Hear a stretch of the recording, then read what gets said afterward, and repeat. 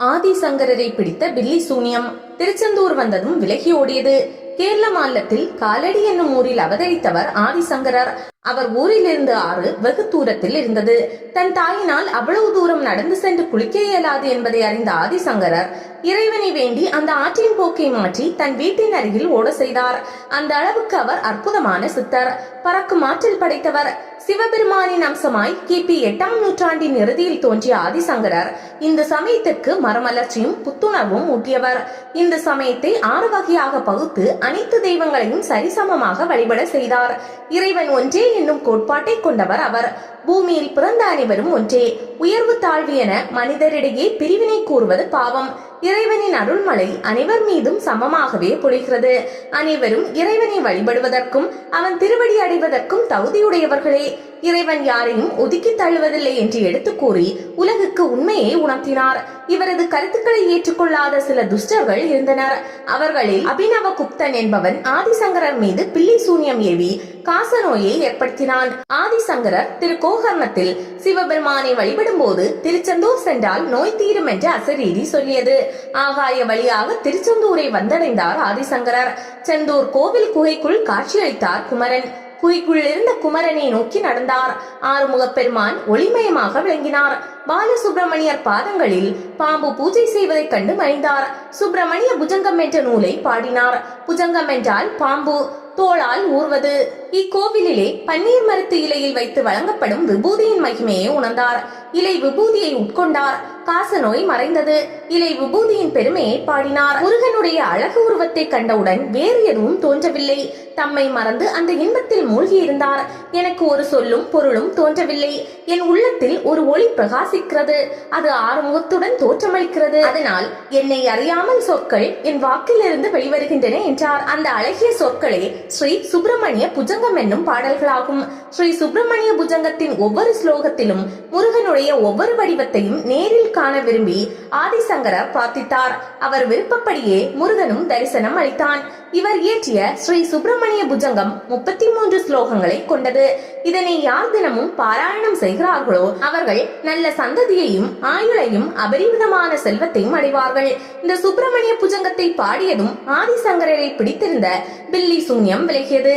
இத்தகைய சிறப்பான அந்த சுப்பிரமணிய புஜங்கத்தில் இடம்பெற்றுள்ள 33 பாடல்களின் பொருள் வருமாறு: 1. எப்போதும் குழந்தையாகவே இருந்தாலும் விக்னங்களாகிய மலையை பொடியாக்கும் சக்தி உள்ளவராகவும் யானை முகத்தை உடையவராகவும் கணேசன் என்னும் பெயரை கொண்டவராகவும் இருக்கும் பெருமை மிக்க பரமமூர்த்தி எனக்கு மங்களம் உண்டாக அருள் புரியட்டும். 2. என் உள்ளத்தில் ஏதோ ஒரு ஒளி ஆறுமுகத்துடன் பிரகாசித்துக் கொண்டிருக்கிறது. அதனால் என் நாவினின்றும் ஆச்சரியத்தக்க முறையில் வார்த்தைகள் அறிவிப்போல் வெளிவருகின்றன. 3. மகான்களது மனதையே வீடாக உடையவராகவும் வேதங்களின் பொருளாக விளங்குபவராகவும் சிவபெருமானின் புதல்வராகவும் இருக்கின்ற சுப்பிரமணிய கடவுளை நான் வணங்குகிறேன். 4. எப்போது எந்த மனிதர்கள் என் சன்னதிக்கு வருகிறார்களோ அப்போதே அந்த மனிதர்கள் சம்சார கடல் கடந்தவர்கள் ஆவார்கள். 5. கடல் அலைகள் எப்படி விழுந்து அழிகின்றனவோ அப்படியே என்னை தரிசனம் செய்கின்றவர்களின் சகல பாவங்களும் எனது சன்னதியில் அழியும். 6. திருச்செந்தூரிலே கந்தமான மலையிலே முருகன் வசிக்கிறார். இந்த மலை மீது ஏறி அவரை எவன் வணங்குகிறானோ அவன் கைலாச மலை மீது ஏறி சிவபெருமானை வணங்கிய பலன் அடைகிறான். 7. பஞ்சமகா பாதகங்களையும் நாசம் செய்கிறதாகவும் மகரிஷிகள் தவம் செய்ய தகுந்ததாகவும் உள்ள சுகந்த மலையில் குகைக்குள் வாசம் செய்பவனாகவும் தன்னுடைய ஜோதியாலே விளங்குகிறவனாகவும் ஜீவன்களின் பீடை போக்குபவனாகவும் உள்ள சுப்பிரமணிய சுவாமியை துதிக்கின்றேன். 8. 1000 சூரிய பிரகாசத்துடன் கூடிய ஒளி வீசுபவராகவும் கார்த்திகை பெண்களின் பாலுண்டு தேவர்களின் ஈஸ்வரராகவும் இருக்கும் சுப்பிரமணியரை நான் துதிக்கின்றேன். 9. உனது திருவடி தாமரைகளில் சம்சாரம் என்னும் வேதனையால் தவிக்கும் எனது மனம் என்னும் வண்டு எப்போதும் மொய்ப்பதால் மகிழ்வடைகிறேன். 10. கந்த சுவாமியே, பொன்மயமான ஆடைகளால் அலங்கரிக்கப்பட்டதாயும் சத்தமிடும் சலங்கைகள் கொண்டதாயும் உள்ள உனது இடுப்பை நான் தியானம் செய்கிறேன். 11. வள்ளியை மார்புடன் அணைத்துக் கொண்டதால் அவள் மார்பை அலங்கரித்த குங்குமம் உன் மார்பில் பட்டு உன் மார்பும் சிவப்பாக காட்சி தருகிறது. அன்பர்களை காக்க நீ உன் உள்ளத்தில் கொண்டுள்ள ஆவலையே அது வெளிப்படையாக காட்டுகிறது. அத்தகைய மார்பை நான் வணங்குகிறேன். 12. சத்ருக்களுக்கு பயம் கொடுப்பதாயும் உள்ள உனது 12 கைகளையும் நான் வணங்குகிறேன். 13 உனது 6 முகங்களையும் சந்திரனுக்கு ஒப்பிடலாம் என்றாலோ 6 சந்திரனும் இல்லை, களங்கமில்லாத சந்திரனும் இல்லை. எனவே உமது திருமுகங்களுக்கு எதை ஒப்புமை சொல்லவோ? 14 உன் அதரங்கள் அமுதம் பொழிவன, ஆகவே உனது 6 முகங்களும் 6 தாமரை மலர்களே.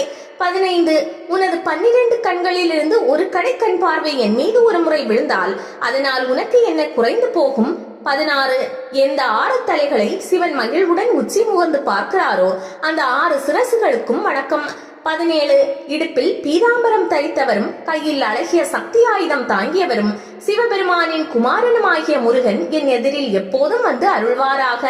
18 குமரா, ஜகத்துக்கெல்லாம் தலைவனான சிவபெருமான் மைந்தா, குகன் என்ற பெயர் கொண்டவனே, உன்னை தியானிக்கிறேன். 19 அன்பருக்கு வீடு அளிக்க வல்ல பெருமானே, தேவ சேனாதிபதியே, பராசக்தி சொரூபமாகிய வேலை கையில் ஏந்திய வீரனே, என்னை காப்பாற்று. 20 யம பயத்தால் நடுங்கும் உடல் கொண்டவனாய் பரலோகம் செல்லும் நிலையில் நான் இருக்கும் போது விரைவில் வந்து என் முன் தோன்றி காத்திடுவாய். 21 யம தூதர்கள் என்னை துன்புறுத்தும் போது வேலாயுதத்துடன் மயில் மீது ஏறி அஞ்சேல் என்று அபயம் அளித்து விரைவாக வந்து அருள வேண்டும். 22 எனது இறுதி காலத்தில் பேச சக்தியற்றவனாகி விடுவேன், அப்போது அலட்சியம் செய்யாமல் அருள் புரிய வேண்டுகிறேன். 23 இந்த உலகத்தை 1000 மண்டங்களாக செய்து ஆண்டு வந்த சூரன் உன்னால் அழிக்கப்பட்டான். அப்படியே தாரகாசூரன், சிம்ம பக்தரன் முதலியோரும் கொல்லப்பட்டனர். எனது இதய ஆகாசத்தில் இருக்கும் கிளேசம் என்ற ஒன்றை மாத்திரம் கொல்லாமல் இருக்கிறாயே, நான் என்ன செய்வேன்? எங்கு போவேன்? 24 உன்னை தவிர வேறு ஒரு தெய்வத்திடம் நான் யாசிக்க மாட்டேன். எனக்கு துன்பம் தருவதாயும் உன் மீது பக்தி கொள்ளாது தடுப்பதாயும் உள்ள எனது மனநோயை விரைவில் அழித்துவிடு. 25 தாரகனை வதைத்த முருகா, மிகவும் கொடிய குஷ்டரோகம், வலிப்பு, சயம், சுரம், பைத்தியம், வயிற்றுவலி முதலிய வியாதிகளும் பூத பிரேத பிரம்ம ராட்சசுகளும் பன்னீரிலையில் விளங்கும் உன் விபூதியை கண்டவுடனே ஓடி மறைகின்றன. 26 கண்களால் உன்னை காணவும், காதுகளால் உன் புகழ் கேட்கவும், நாவினால் உன் புகழை மற்றவர்களுக்கு சொல்லவும், கைகளால் உன் திருவடிகளுக்கு அர்ச்சனை செய்வதுமாக எனது எல்லா உடல் உறுப்புகளும் உன்னிடம் லயிப்பவையாக இருக்கட்டும். 27 கீழ் குலத்தில் பிறந்தவனுக்கும் கூட அருள் புரிவதில் சுப்பிரமணிய சுவாமியை விட வேறு தெய்வம் எதையும் நான் அறியேன். 28 குமார கடவுளே, எனது மனைவியோ பிள்ளையோ உறவினர்களோ பசுக்களோ மற்ற இந்த மனிதனோ எந்த பெண்மணியோ என்னை சேர்ந்தவர்களோ ஆகிய எல்லோரும் உன்னை பூஜிக்கின்றவர்களாகுக, வணங்குகிறவர்களாகுக, துதிப்பவராகுக, நினைப்பவர்கள் ஆகுக. 29 விலங்குகளாலோ கொடிய வியாதியாலோ எனது உடலுக்கு துன்பம் ஏற்பட்டால் உன் கையில் உள்ள வேலாயுதமானது அந்த விலங்கையும் வியாதியையும் தாக்கி தூக்கி எறிந்து நாசம் செய்யட்டும்.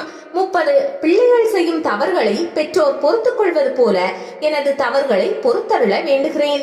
31 வேத சொரூபமான மயிலுக்கு வணக்கம், பராசக்தி ஆகிய வேலுக்கு வணக்கம், மாய தத்துவ ரூபமான ஆட்டுக்கிடாவுக்கு வணக்கம், அகங்கார தத்துவமாகிய கோழிக்கு வணக்கம், ஆனந்த ரூபமான சமுத்திரத்துக்கு வணக்கம், முக்தி நகரி என்னும் திருச்செந்தூருக்கு வணக்கம். கந்த கடவுளே, மீண்டும் மீண்டும் உன்னை வணங்குகிறேன். 32 ஆனந்தமே உருவான முருகா, உனது அருளை பிரகாசமாக்கு. எல்லையற்ற பரஞ்சோதியாய் உருவான முருகா, உனது அருளை பிரகாசமாக்கு. உனது பெருமையை வெளிப்படுத்து. ஆனந்த கடலே, உனது சக்தியை வெளிப்படுத்து. எல்லா உயிர்களுக்கும் உறவே, உனது திறமை முழுவதையும் பிரகாசமாக்கு. சிவகுமரா, முக்தி பேறு தரும் முதல்வா, உனது திறமை முழுவதையும் என் மீது உபயோகித்து என்னை பிரகாசமாக்கி அருள்வாய். 33 சுப்பிரமணிய புஜங்கம் என்ற இந்த சோத்திரத்தை தினமும் எவன் பக்தியுடன் படிக்கிறானோ அவன் மனைவி, மக்கள், செல்வம் பெற்று முடிவில் முருகன் அருளும் முக்தி பேரும் பெறுவான். இப்படி 33 பாடல்களில் திருச்செந்தூர் முருகனை புகழ்ந்த ஆதிசங்கரர் உருவச்சிலை பாலசுப்பிரமணியருக்கு எதிரில் மகா மண்டபத்தில் உண்டியல் பெட்டிக்கு தென்புறம் உள்ள தூணில் அமைந்துள்ளது. மறக்காமல் அனைவரையும் வழிபடுங்கள். அதோடு சுப்பிரமணிய புஜங்கமும் படியுங்கள். எந்த பில்லி சூனியம் இருந்தாலும் ஓடிவிடும். அவர் பாடிய 33 வடமொழி பாடல்கள் தமிழில் மொழிபெயர்க்கப்பட்டு சலவை கல்லில் செதுக்கி வைக்கப்பட்டுள்ளன. 2ஆம் பிரகாரம் வடக்கு சுவரில் அவற்றை இன்றும் காணலாம்.